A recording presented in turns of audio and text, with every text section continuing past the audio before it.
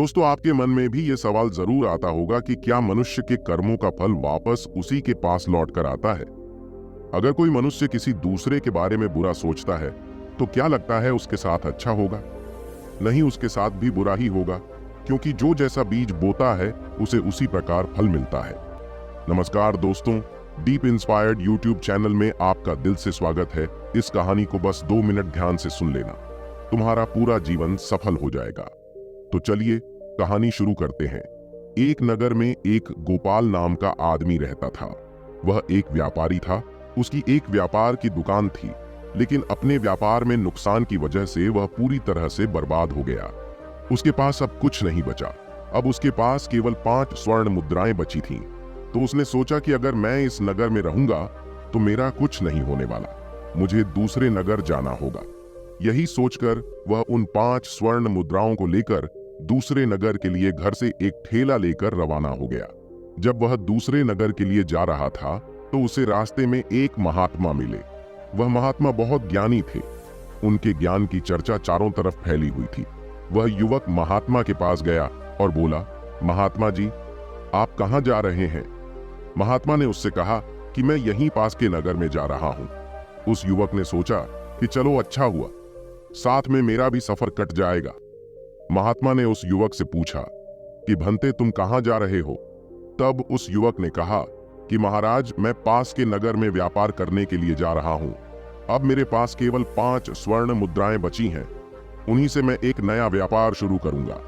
इसके बाद उस युवक ने महात्मा को सारी बात बताई, कैसे उसका व्यापार पूरी तरह से घाटा हो गया।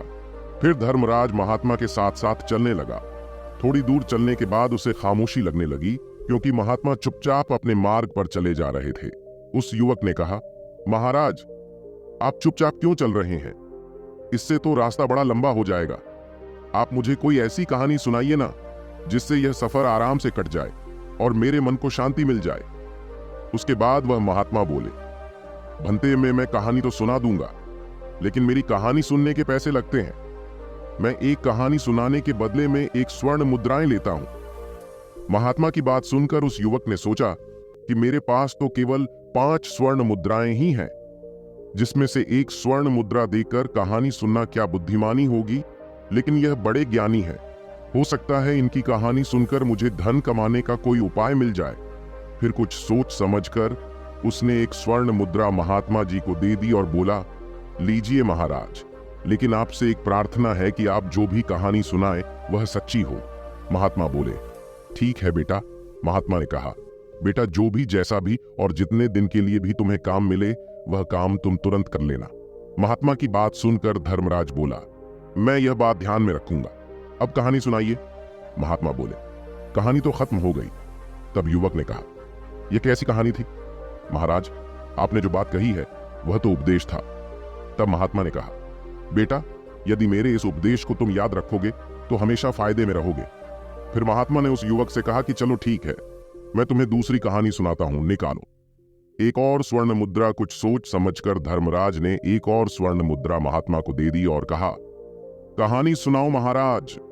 तब महात्मा कहने लगे कि बेटा, कभी किसी दूसरे के हक पर छल कपट और ईर्ष्या से अधिकार मत करना, दूसरे की वस्तु को मिट्टी के बराबर समझना और अपनी नीयत कभी उस पर खराब मत करना। यह सुनकर वह युवक बोला, फिर महाराज, तो महात्मा जी ने जवाब दिया, फिर क्या बस हो गई, कहानी खत्म। तब उस युवक ने कहा, महाराज, आपने तो इस बार भी बस उपदेश ही दिया। तब उस महात्मा ने उससे कहा, बेटा, मेरे उपदेश बड़े कीमती हैं। फिर कुछ सोच समझकर उस युवक ने उनसे कहा, महाराज, यह लो तीसरी स्वर्ण मुद्रा और मुझे अगला उपदेश सुनाओ।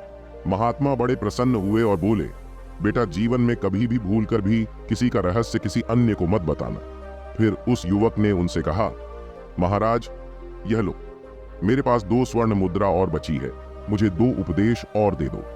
फिर महात्मा ने चौथा उपदेश दिया और कहा, बेटा, तुम चाहे कितने ही आवश्यक कार्य से कहीं पर जा रहे हो, लेकिन यदि रास्ते में कोई तुम्हें बुलाकर प्रेम से बैठने को कहता है तो उसकी बात ध्यान से जरूर सुनना, ठुकराना नहीं, चाहे तुम्हारा लाखों का ही नुकसान क्यों ना हो जाए।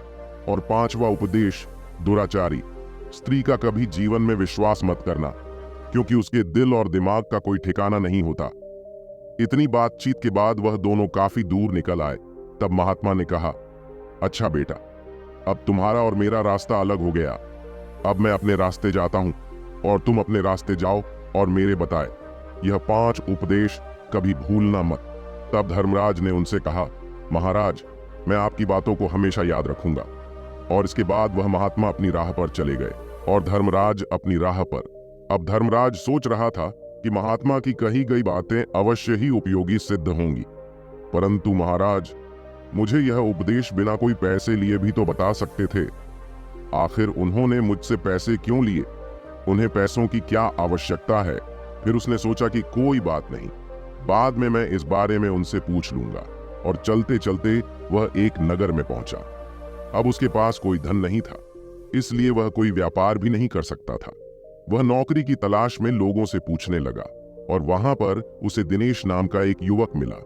उसने गोपाल को बताया कि मैं राजा के यहाँ काम करता हूँ, मेरा काम की देखभाल करना है, लेकिन मेरी माँ बहुत बीमार है, इसलिए मुझे 15 दिन की छुट्टी चाहिए ताकि मैं अपनी माँ के पास जा सकूं। अगर तुम मेरी जगह पर 15 दिन तक काम करने के लिए तैयार हो तो चलो मेरे साथ। दिनेश की बात सुनकर गोपाल मान गया। राजा की एक बेटी थी जो कि बहुत सुंदर थी। राजा उससे अत्यधिक प्रेम करते थे। इसके अलावा राजा को घुड़सवारी का भी बहुत शौक था, इसलिए उन्होंने बहुत सारे घोड़े पाल रखे थे, जिनकी देखभाल के लिए बहुत सारे सेवक भी रखे थे, जिसमें से एक दिनेश भी था। दिनेश गोपाल को लेकर राजा के पास गया और बोला, महाराज, इसका नाम गोपाल है। मैं अपने स्थान पर इसको रखकर 15 दिन के लिए अपनी माँ के पास जाना चाहता हूँ। तब राजा ने कहा, मुझे इससे कोई दिक्कत नहीं, लेकिन अगर मेरे घोड़ों को कुछ भी हुआ तो उसके जिम्मेदार तुम होगे, तुम्हें ही दंड भुगतना पड़ेगा। दिनेश ने कहा, ठीक है महाराज, आप चिंता ना करें, इसको मैं सब समझा दूंगा। फिर दिनेश ने गोपाल को अस्तबल में ले गया और काम समझा दिया। उसके बाद गोपाल अच्छे से देखभाल करने लगा और दिनेश अपनी मां से मिलने के लिए गांव चला गया। राजा घोड़ों को खिलाने के लिए प्रत्येक सेवक को 20 शेर चना देता था। गोपाल ने 20 शेर चने लिए और अपने अस्तबल में आ गया। वह उन चनों को पानी में भिगो देता था, फिर उसे कूट कर घोड़ों को खिलाता था। अपना काम पूरा करने के बाद गोपाल ने सोचा, क्यों ना सेवकों के पास जाकर थोड़ी मस्ती की जाए। यह सोचकर वह उस बड़े से कमरे में पहुंचा जहां पर अन्य सेवक बैठे हुए थे और मौज मस्ती कर रहे थे। गोपाल ने देखा कि वह सभी शराब पी रहे थे। गोपाल ने उनसे कहा, तुम सबने अपना काम पूरा नहीं किया और नशा करने लग गए। तब उन अन्य सेवकों ने उससे कहा, अरे नहीं भाई, बिना काम पूरा किए भला किसमें इतनी हिम्मत है जो नशा पानी करे? भाई, हमने घोड़ों को खुराक डाल दी है। तब गोपाल ने देखा कि अभी भी बहुत सारा चना कूट के लिए पड़ा है। तब उन अन्य सेवकों ने कहा, भाई, यह चना घोड़ों को खिलाने के लिए नहीं है। हमें रोजाना 20 शेर चना मिलता है, जिसमें से हम 10 शेर चना घोड़ों को खिला देते हैं और बाकी का 10 शेर चना बाजार में बेचकर अपने नशे पानी का इंतजाम करते हैं। उनकी बातें सुनकर गोपाल की आंखें आश्चर्य से फट गईं। वह बोला, यह तो महाराज के साथ धोखा है, बेईमानी है। तब अन्य सेवकों ने कहा, अरे भाई, पेट भरने के लिए यह तो करना ही पड़ता है। और हाँ, हमारी एक बात का ध्यान रखना, उनको यह बात पता नहीं चलनी चाहिए, वरना तुम्हें अपनी जान से भी हाथ धोना पड़ेगा। गोपाल उनकी बातें सुनकर चुपचाप अपने कमरे में चला गया और अपनी चारपाई पर लेट गया। उसके मन में विभिन्न प्रकार के विचार आने लगे। वह सोचने लगा कि वह लोग ठीक कह रहे हैं, कल से मैं भी इसी तरह से बेईमानी से काम करूंगा और ढेर सारे रुपए बचा लूंगा, फिर अपना कोई व्यवसाय शुरू कर लूंगा। लेकिन तभी उन महात्मा के द्वारा कही गई दूसरी बात उसके कानों में गूंजने लगी, बेटा, किसी दूसरे के ऊपर छल कपट से अपना अधिकार मत करना। दूसरे की वस्तु को मिट्टी के बराबर ही समझना, उसके ऊपर अपनी नियत कभी खराब मत करना। यह सोचकर वह बोला, नहीं नहीं, मैं ऐसा नहीं करूंगा। अगले दिन से धर्मराज अपना काम पूरी ईमानदारी से करने लगा। उसकी अच्छी देखभाल से उसके घोड़े 1 महीने के भीतर ही अस्तबल के सबसे सुंदर और तंदुरुस्त और ताकतवर घोड़े बन गए। एक दिन दरबार में राजा ने अपने मंत्री से कहा, मंत्री जी, बहुत दिन हो गए, मैंने अपने प्रिय घोड़ों को नहीं देखा। आप सेवकों को यह कह दो कि वह सब अपने घोड़ों को लेकर शाही मैदान में आ जाए। मैं कल अपने घोड़ों को देखना चाहता हूं। अगले दिन सुबह गोपाल सहित सभी सेवक अपने अपने घोड़ों को नहला धुला कर शाही मैदान में पहुंच गए और महाराज सभी घोड़ों का निरीक्षण करने लगे। महाराज ने देखा कि उनके सभी घोड़े बिल्कुल अस्वस्थ दिख रहे हैं। यह देखकर महाराज को बड़ा ही क्रोध आ रहा था। उन्होंने मंत्री से कहा, मंत्री जी, हमारे सारे घोड़े तो बहुत सुंदर और ताकतवर थे, यह इतने अस्वस्थ और बीमार कैसे हो गए? तभी मंत्री ने कहा, महाराज, मुझे लगता है सभी सेवकों ने इनकी देखभाल अच्छे से नहीं की। इसके बाद राजा आगे बढ़े तो उन्होंने देखा कि गोपाल के घोड़े ही स्वस्थ और तंदुरुस्त हैं। यह देखकर राजा की आंखों में चमक आ गई और गोपाल से बोले, तुम कल राजमहल में आओ, मुझे तुमसे कुछ बात करनी है। राजा का आदेश पाकर अगले दिन गोपाल राजमहल पहुंचा।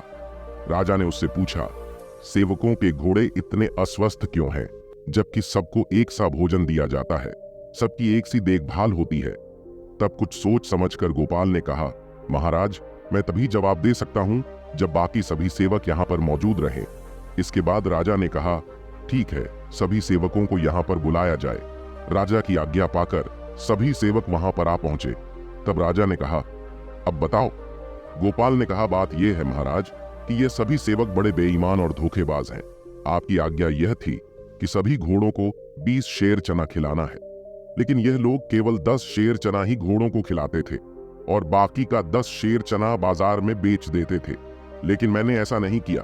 मैंने 20 शेर चना रोजाना घोड़ों को खिलाया है, इसीलिए मेरे घोड़े सुंदर, तंदुरुस्त और ताकतवर हैं। गोपाल की बात सुनकर महाराज को क्रोध आ गया। तब बाकी के सेवकों पर चिल्लाते हुए बोले, धोखेबाजों, क्या यह बात सच है? जवाब दो, वरना मैं तुम्हारी गर्दन अभी धड़ से अलग कर दूंगा। राजा का क्रोध देखकर सभी सेवक डर के मारे कांपने लगे और बोले, क्षमा करें महाराज, क्षमा करें, हमसे गलती हो गई। हम विश्वास दिलाते हैं कि अब कभी ऐसी गलती दोबारा नहीं होगी। तब गोपाल कहता है, महाराज, मैं आपसे यही कहना चाहता हूं कि इस बार आप इन्हें क्षमा कर दीजिए। गोपाल के कहने पर महाराज ने उनको माफ कर दिया और गोपाल से कहा, मैं आज से तुम्हें अस्तबल का मुख्य निरीक्षक घोषित करता हूं। आज से तुम्हारा काम इन सभी की हरकतों पर निगरानी रखने का होगा, जिसकी पगार में तुम्हें 500 स्वर्ण मुद्रा मिलेंगी और साथ ही भोजन और रहने का स्थान भी मिलेगा। यदि इनमें से अब की बार कोई मुट्ठी भर चना भी गायब करे तो इसकी सूचना मुझे देना।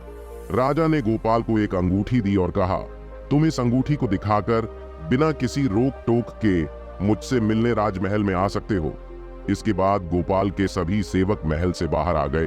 तब गोपाल सेवकों से कहता है, भाई, इस बार तो मैंने तुम्हें बचा लिया, लेकिन अगली बार तुमने कोई गड़बड़ी की तो तुम्हें कठोर दंड मिलेगा। तब यह सुनकर सभी सेवकों ने साथ कहा कि नहीं सरकार, अब कोई गड़बड़ी नहीं होगी। उस दिन के बाद से फिर किसी सेवक ने कोई भी बेईमानी नहीं की और पूरी ईमानदारी से अपने काम में लग गए। इसका परिणाम यह हुआ कि जल्द ही सारे घोड़े तंदुरुस्त और स्वस्थ दिखाई देने लगे। यह देखकर राजा भी बड़े प्रसन्न हो गए। कुछ ही दिन बीतने के बाद दिनेश भी अपने गांव से वापस लौट आया। उसने जब घोड़ों को देखा तो वह हैरान रह गया, क्योंकि सब घोड़े बड़े ही सुंदर और ताकतवर नजर आ रहे थे। तभी बाकी सेवकों ने दिनेश को घेर लिया और सारी कहानी सुनाई कि किस तरह गोपाल ने बेईमानी पकड़ ली और खुद मुख्य निरीक्षक बन गया। उनकी बात सुनकर दिनेश ने कहा, अब मैं वापस आ गया हूं, तुम लोग चिंता मत करो। इसके बाद दिनेश अपने कमरे में चला गया। उसने देखा कि कमरा बहुत साफ सुथरा था। इसके बाद वह एक तरफ अपने बिस्तर पर लेट गया। गोपाल उसको देखकर बड़ा खुश हुआ और उससे बोला, दिनेश भाई, तुम कब आए? दिनेश ने कहा, मैं अभी कुछ देर पहले ही आया हूं। इसके बाद दोनों आपस में बात करने लगे। तब गोपाल ने सारी घटना बताई जो दिनेश पहले से ही जान चुका था। इसके बाद दोनों ने भोजन किया और अपने अपने बिस्तर पर लेट गए। दिनेश को नींद नहीं आ रही थी, बिजली कड़क रही थी और इधर राजमहल में राजकुमारी को नींद नहीं आ रही थी। वह अपने कमरे में इधर उधर घूम रही थी। फिर उसने अपने कमरे के एक तख्ते को हटाया जिसके नीचे एक गुप्त रास्ता था। वह तुरंत उस गुप्त रास्ते की सीढ़ियों से नीचे उतरने लगी। उधर तेज बिजली कड़कने की आवाज सुनकर गोपाल की नींद खुल गई। वह कमरे के बाहर खुली हवा में निकल गया। एक लकड़ी का तख्ता एक तरफ हटा, उसमें से राजकुमारी निकलकर बाहर आई। असल में यह उसी गुप्त रास्ते का दूसरा हिस्सा था जो राजकुमारी के कमरे से लेकर दिनेश के कमरे तक खुलता था। इस गुप्त रास्ते से राजकुमारी निकली और देखा तो दिनेश कमरे में अकेला सो रहा था। उसने दिनेश को उठाने लगी। दिनेश घबराकर उठ गया और बोला, राजकुमारी, तुम इस समय यहां क्यों आई हो? जल्दी वापस लौट जाओ, यहां पर गोपाल है। दिनेश ने देखा कि गोपाल कमरे में नहीं है। राजकुमारी बोली, कौन गोपाल? दिनेश ने राजकुमारी को गोपाल के बारे में सब बता दिया। असल बात यह थी कि दिनेश और राजकुमारी का प्रेम प्रसंग चल रहा था, जिसके बारे में किसी को कोई सूचना नहीं थी। राजकुमारी ने कहा, तुम चिंता मत करो, मेरे रहते हुए तुम्हें कोई नीचा नहीं दिखा सकता है। तुम कल सुबह देखना कि मैं उसे कैसे मजा चखाती हूं।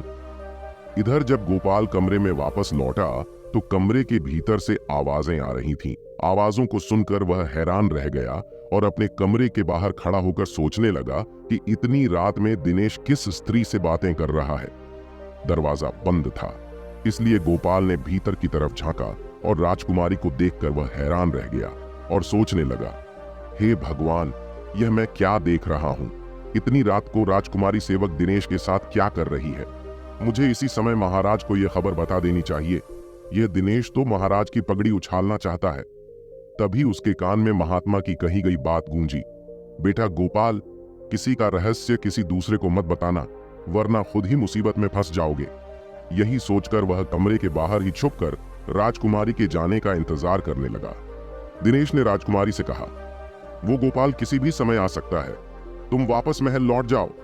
इसके बाद राजकुमारी ने कहा, ठीक है, और वह उसी गुप्त रास्ते से अपने कमरे में लौट गई। इसके बाद दिनेश चुपचाप अपने बिस्तर पर लेट गया। गोपाल ने काफी देर इंतजार करने के बाद देखा कि राजकुमारी कमरे से बाहर नहीं निकली और कमरे से कोई आवाज भी नहीं आ रही। तो उसने खिड़की के भीतर से देखा कि राजकुमारी भीतर नहीं थी। कुछ सोच समझकर उसने दरवाजा खोला और मन में बोला, आश्चर्य है, दरवाजा भी खुला है, ये सब क्या चक्कर है? फिर वह चुपचाप अपनी चारपाई पर लेट गया और सोचने लगा, इस कमरे में कोई गुप्त मार्ग है जहां से राजकुमारी आई और चली गई। फिर उसने कहा, कल सुबह मैं इसका पता लगाऊंगा। दूसरी तरफ राजकुमारी अपने कमरे में पहुंच गई और अगली सुबह राजकुमारी जोर जोर से चिल्लाने लगी, बचाओ बचाओ, मुझे बचाओ। राजकुमारी की चीख सुनकर राजा दौड़े दौड़े आए और बोले, क्या हुआ बेटी? तो राजकुमारी ने झूठे आंसू बहाते हुए कहा, पिताजी, आपके अस्तबल का मुख्य निरीक्षक अभी अभी मेरे कमरे में आया था। वह मेरी इज्जत लूटना चाहता था, लेकिन जब मैं चीखने लगी तो वह खिड़की कूदकर भाग गया। राजकुमारी की बात सुनकर राजा बहुत क्रोधित हो गया और बोला, उसकी इतनी हिम्मत, आखिर वह भीतर घुसा तो गुस्सा कैसे? उसे कठोर दंड दिया जाएगा। फिर राजकुमारी ने कहा, पिताजी, उसे कठोर दंड से काम नहीं चलेगा, मुझे उसका सिर चाहिए, वरना मैं भोजन नहीं करूंगी। राजा ने कहा, बेटी, तुम्हारी इच्छा अवश्य पूरी होगी। इसके बाद महाराज वहां से चले गए।